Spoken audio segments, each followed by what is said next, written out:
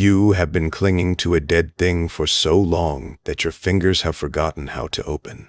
A relationship that ended months ago but still lives in your phone, in your late-night thoughts, in the space between songs that used to mean something. A friendship that turned one-sided, but you keep watering because the idea of letting it die feels worse than the reality of its decay. A job that drains your soul, but you stay because the paycheck is the only proof that your time has value. A version of yourself that you outgrew years ago, but still perform because the audience expects it and you have forgotten there is a backstage.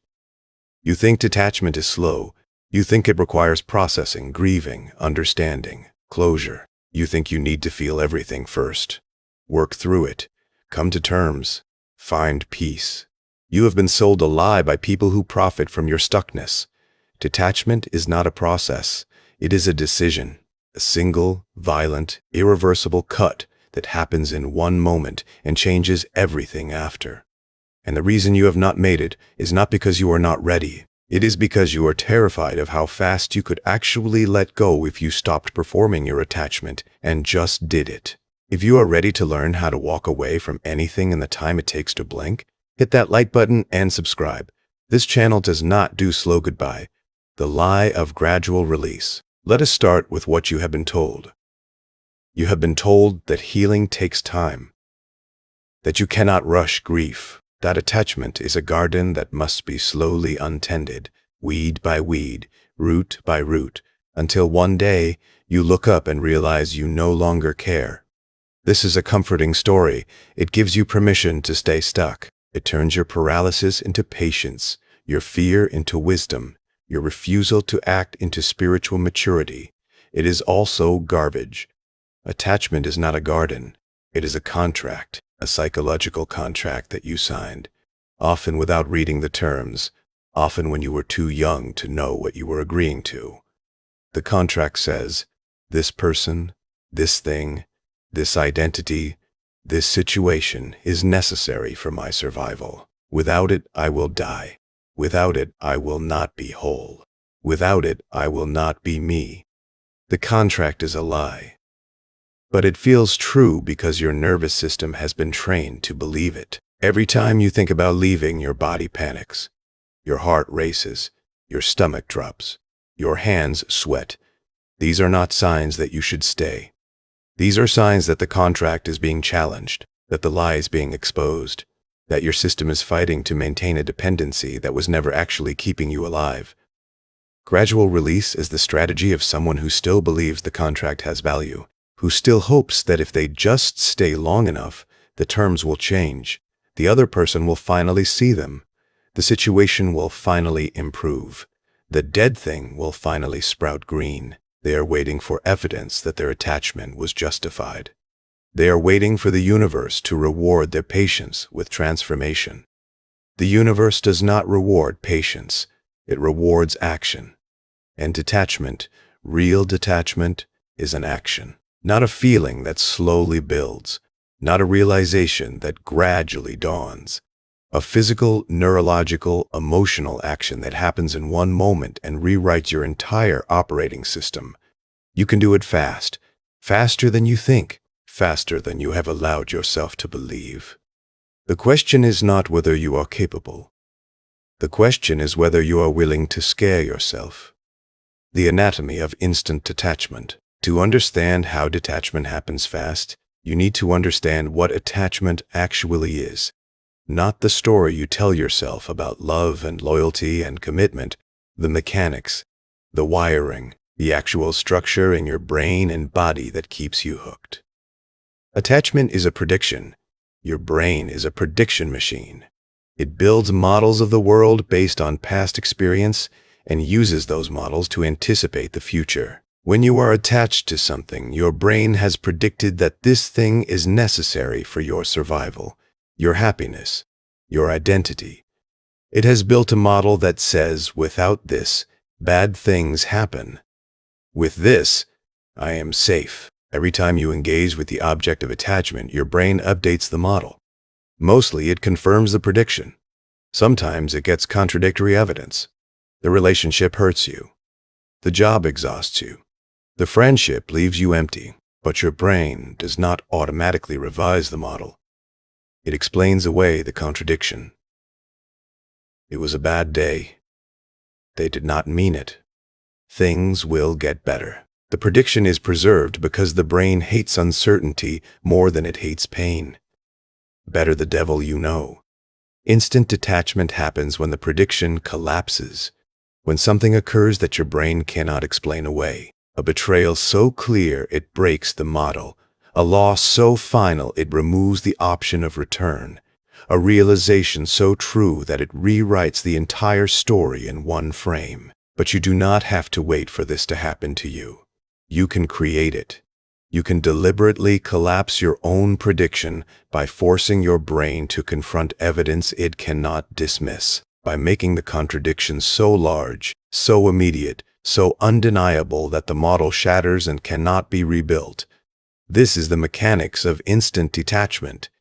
It is not magic. It is not spirituality. It is neuroscience. It is the deliberate, conscious destruction of a predictive model that has outlived its usefulness. And it can happen in the time it takes to read one sentence, hear one truth, make one decision. The 3-second cut. Here is how it works in practice. Not in theory.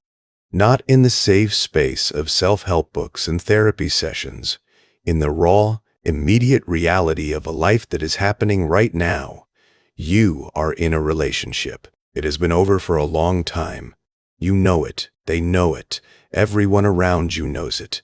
But you are still there, still texting, still hoping, still performing the role of partner to someone who has already checked out, still clinging to the prediction that this person is your future because your brain cannot imagine an alternative. You pick up your phone. You open the message thread. You scroll through the history, the good times at the top, the bad times in the middle, the recent silence at the bottom. You feel the familiar pull, the urge to send something, to reach out, to restart the cycle one more time. Your finger hovers over the keyboard. This is the moment, the 3-second window where detachment lives or dies. In the first second, you recognize the pattern. You see the loop, the hope, the reach, the brief connection, the longer withdrawal, the deeper hurt, the stronger hope, the next reach.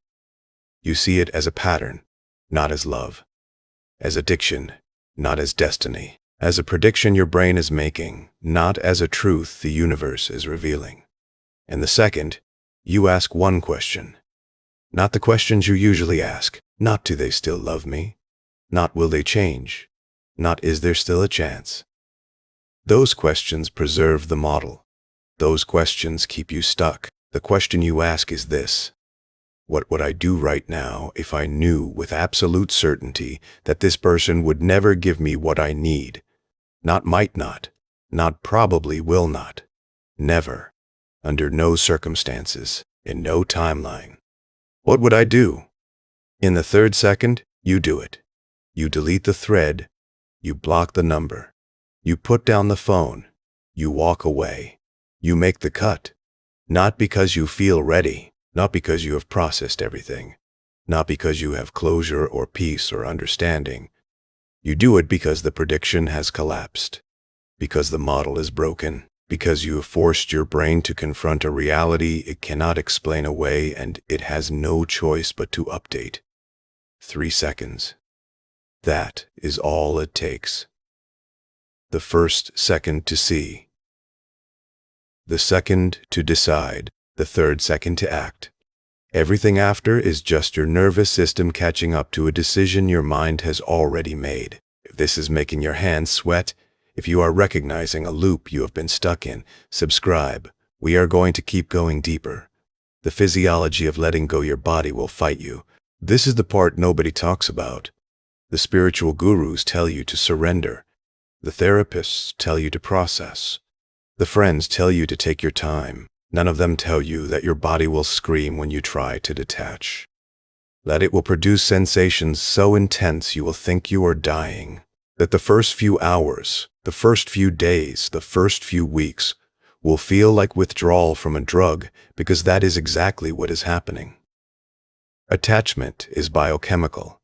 Oxytocin, dopamine, serotonin, cortisol. Your brain has been dosing you with these chemicals in a pattern tied to the object of your attachment, the text that comes through, the moment of connection, the relief of reconciliation, the hope of change. Each hit reinforces the neural pathway.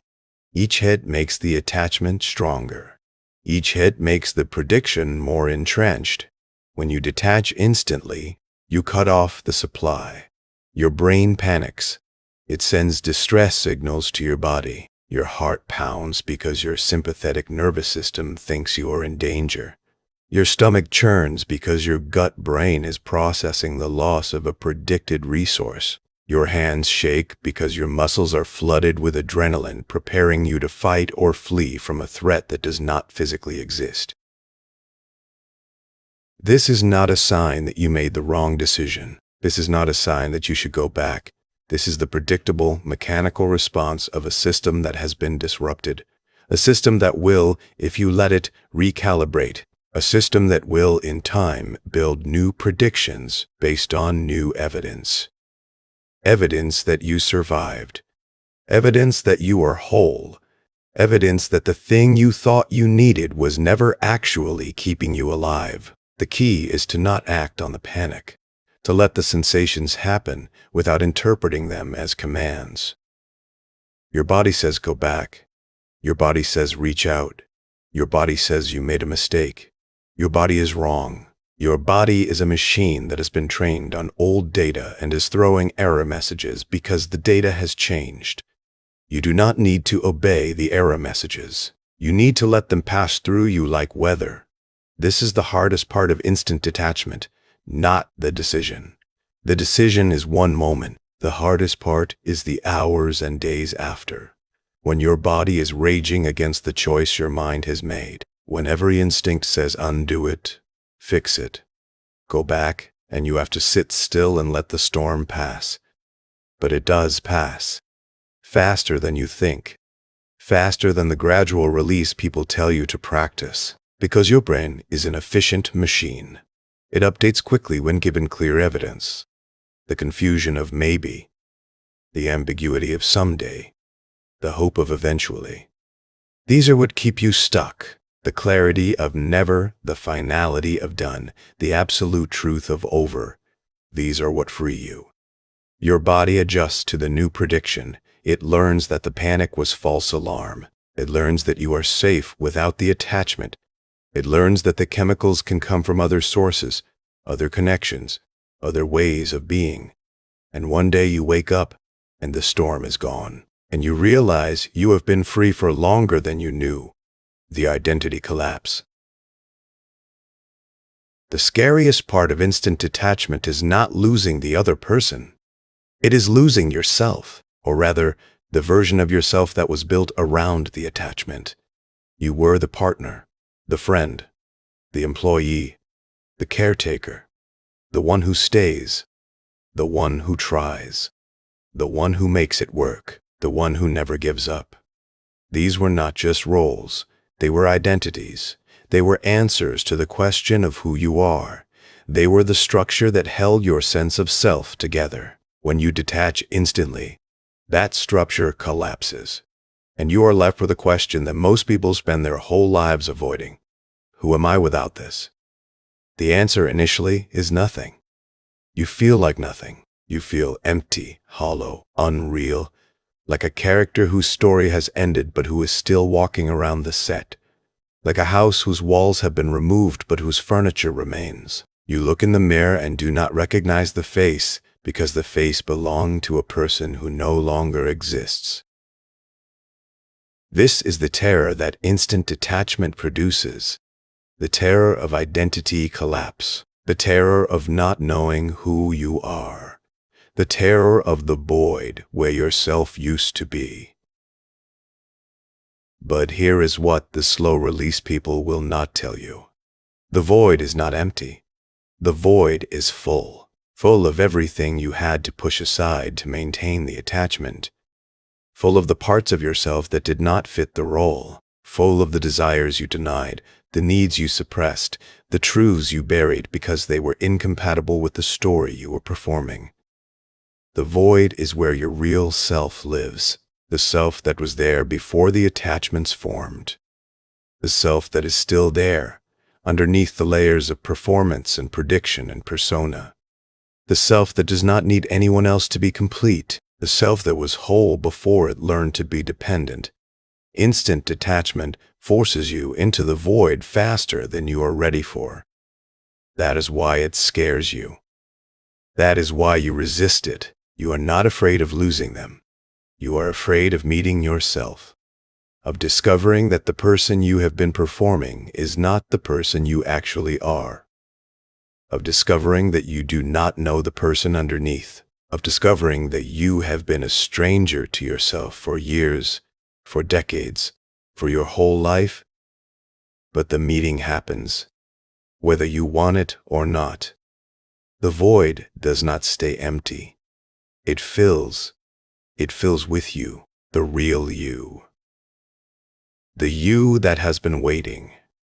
The you that has been patient.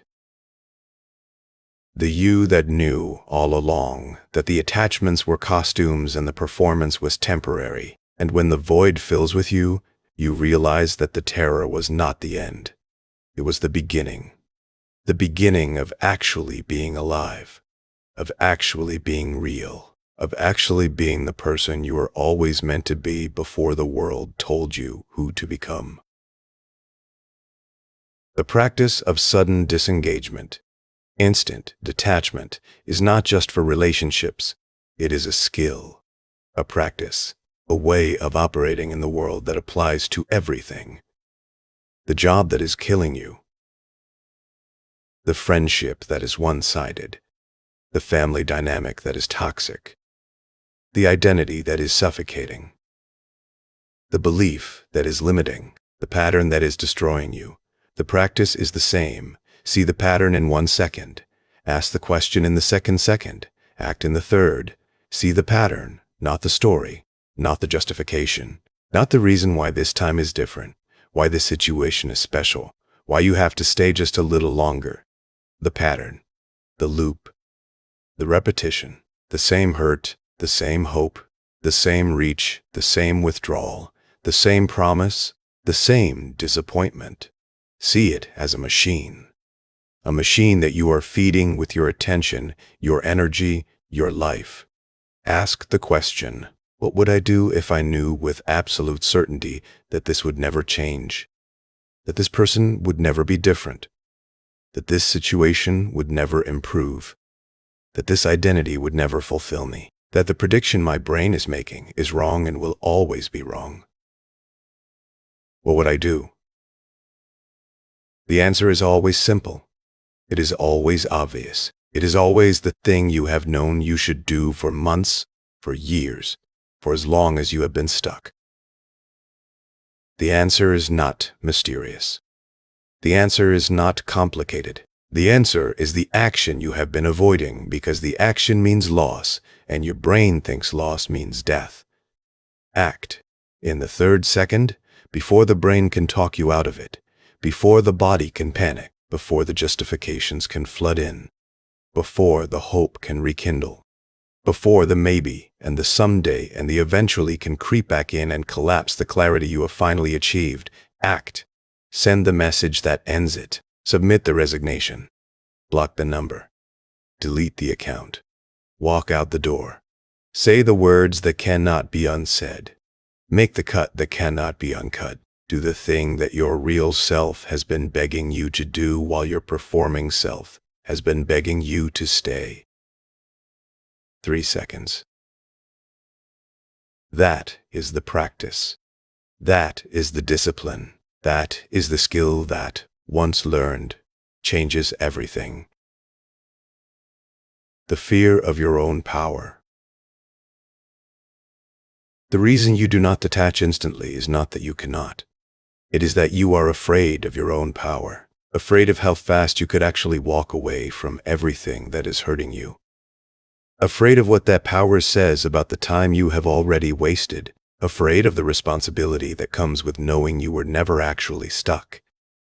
If you can walk away in 3 seconds, why did you stay for 3 years?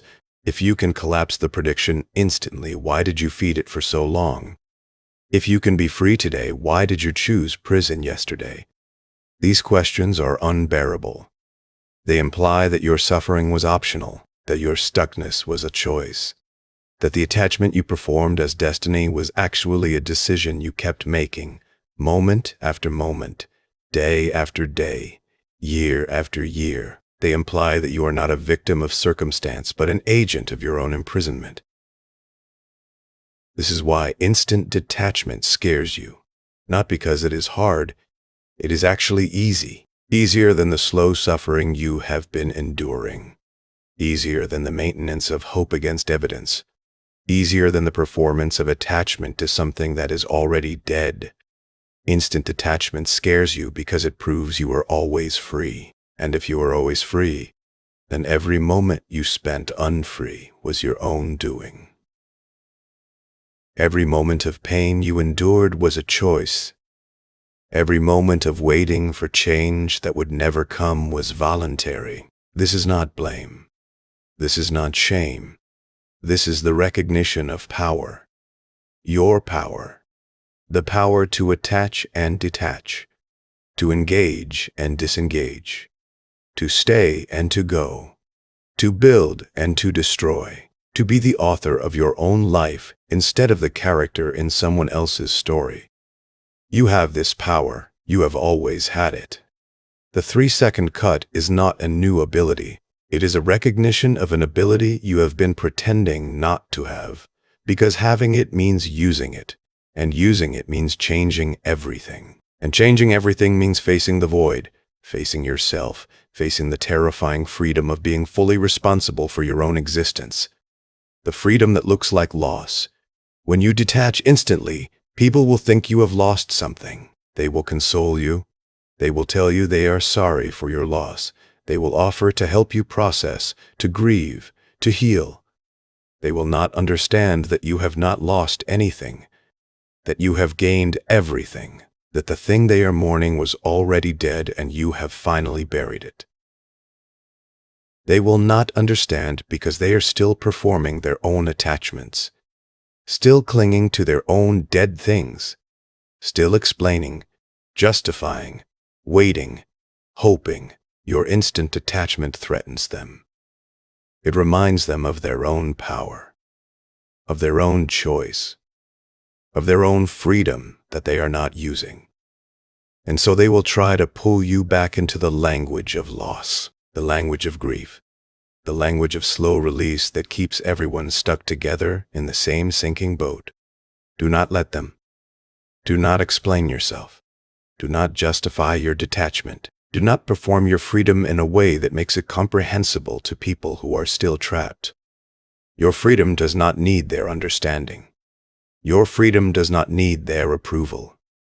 Your freedom is yours. It is not a discussion. It is not a negotiation. It is a fact. The freedom that looks like loss is actually gain. The gain of energy that was being leaked into maintenance of the dead. The gain of time that was being spent in loops of hope and disappointment.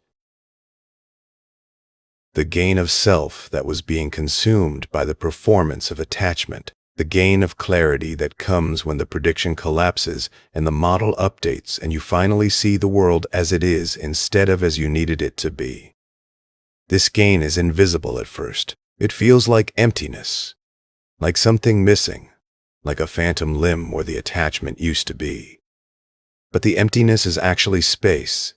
Space for what comes next. Space for what grows in the absence of the dead thing. Space for you. The new prediction. Your brain will rebuild. This is what brains do. They are prediction machines. And when a prediction collapses, they build a new one. Not immediately. Not in the first hours or days. First there is the void, the space where nothing makes sense, the time when you drift without a model, without a map, without the familiar structure of attachment to tell you who you are and what comes next. This drifting is necessary. It is the transition. The old prediction has collapsed, but the new one has not yet formed. You are between stories, between identities, between the person you were and the person you are becoming. This between is uncomfortable. It is supposed to be uncomfortable. Comfort is the enemy of change. Comfort is what keeps old predictions alive long past their usefulness. But the new prediction will form.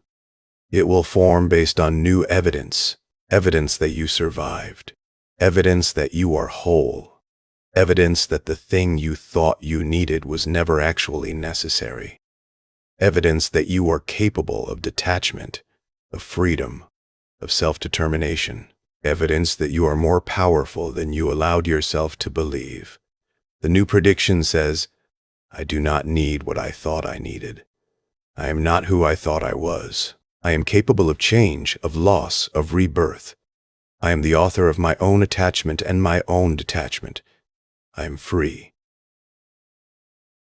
This prediction, once formed, changes everything. It changes how you enter relationships. You no longer enter from need. You enter from choice. You no longer cling from fear. You connect from desire. You no longer stay from desperation. You remain from decision. It changes how you work. You no longer tolerate exploitation because you need the paycheck. You choose your employment based on alignment. You leave when the alignment ends. You do not perform loyalty to dead institutions. You offer your gifts where they are actually valued. It changes how you relate to yourself. You no longer perform identities that no longer fit. You no longer maintain personas that no longer serve. You no longer explain yourself to people who do not understand and never will. You are who you are. You do what you do. You need what you need. And you let the world deal with it. The responsibility of freedom, instant detachment, comes with a cost. The cost is responsibility. When you know you can walk away from anything in 3 seconds, you can no longer pretend you are stuck. When you know you can collapse any prediction, you can no longer blame the pattern. When you know you are free, you must own every choice you make to stay unfree. This responsibility is heavy, heavier than attachment. Attachment is easy. Attachment is passive. Attachment is the default setting of a brain that has not been challenged. Freedom is active. Freedom is work. Freedom is the constant, conscious choice to build new predictions, to update old models, to act from clarity instead of habit. You will be tempted to go back, to reattach to old things because they are familiar, to rebuild old patterns because they are comfortable, to perform old identities because they are known. The temptation is strong. The pull of the old prediction is gravitational. It wants to reassert itself. It wants to pull you back into the loop. You must resist, not with force, not with willpower, with clarity, with the recognition that the old prediction was wrong, that the evidence has updated, that the model has changed, that you have seen the truth and you cannot unsee it. This is the discipline of freedom, the practice of maintaining new predictions in the face of old habits, the work of being the person you have become instead of the person you were, the constant daily choice to live from the 3-second cut instead of the slow decay. It gets easier, not because the old patterns disappear. They never fully disappear. They are neural pathways, physical structures in your brain, and they remain, but they weaken with disuse. They atrophy. They become harder to access. And the new pathways, the new predictions, the new models of freedom and self-determination, they strengthen. They become the default. They become who you are, the mirror of detachment. When you master instant detachment, you become a mirror that reflects back to people the truth of their own stuckness. They will not thank you for this. They will resent you. They will call you cold. They will call you unfeeling. They will say you give up too easily, that you do not try hard enough, that you do not understand the value of commitment, of loyalty, of staying. They say these things because your freedom makes them aware of their own chains, because your clarity makes them aware of their own confusion, because your 3-second cut reminds them of the years they have spent in loops they could have exited at any time. Do not try to convince them. Do not explain your freedom. Do not perform your detachment in a way that makes it palatable. Your freedom is not a teaching. It is not a lesson. It is not something you owe to anyone else. It is your own. It is private. It is the internal state of a person who has stopped performing attachment and started living truth. Some people will understand. The ones who are also doing the work. The ones who have also made the cut. The ones who have also faced the void and found themselves. These people will recognize you. They will not need explanation. They will see your freedom and know it because they have tasted it themselves. These are your people, not the ones who demand your performance. Not the ones who need your attachment to validate their own. Not the ones who call you back into the old patterns because the old patterns are all they know. Your people are the ones who have also detached, who have also collapsed predictions, who have also faced the terror of their own power and chosen to use it. They are rare. They are precious. They are worth the loneliness of the transition. The final cut. There is one more detachment to make, the deepest one, the one that underlies all the others. You must detach from your own story, the narrative you have built about who you are, what you have suffered, what you have overcome, what makes you special or broken or worthy or unworthy. The story of your childhood, your wounds, your patterns, your reasons, the explanation you have crafted to make yourself comprehensible to yourself and others. This story is the final attachment, the final prediction, the final model that keeps you stuck in a version of yourself that is no longer true. It is the story that says, I am this way because of what happened to me. I am limited because of my past. I am defined by my history. I am the product of my circumstances. Instant detachment from your own story means, I am not my past. I am not my wounds. I am not my patterns. I am not the person I had to be to survive. I am the person I choose to be right now, in this second, in this decision, in this action. This is the scariest cut of all, because it removes the last foundation, the last justification, the last reason why you cannot be different, do different, live different. It leaves you with nothing but your own power, your own choice, your own responsibility for everything that comes next. But it is also the most liberating because it means you are free, truly free, not just from bad relationships and dead jobs and toxic patterns, free from yourself, from the story you have been telling, from the identity you have been performing, from the person you thought you had to be. You are none of that. You are this moment, this breath, this choice, this action. 3 seconds. See the pattern. Ask the question. Act. That is all there is. That is all there ever was. The rest is story. The rest is performance. The rest is the slow death of a life spent waiting for permission to actually live. Detach. Now. Fast. So fast it scares you. So fast it changes everything. So fast that when you look back, you do not recognize the person who was clinging, because that person is gone, replaced by someone new, someone real, someone free. If this made your heart race, if it made you recognize a loop you are ready to break, hit that like button and subscribe. This channel is for people who are done waiting. Comment below. Tell me what you are detaching from. Tell me what prediction you are collapsing. Tell me what you are choosing instead. Let us witness each other's freedom. Let us build a community of people who are not afraid of their own power. The 3 seconds are yours. Use them. Goodbye.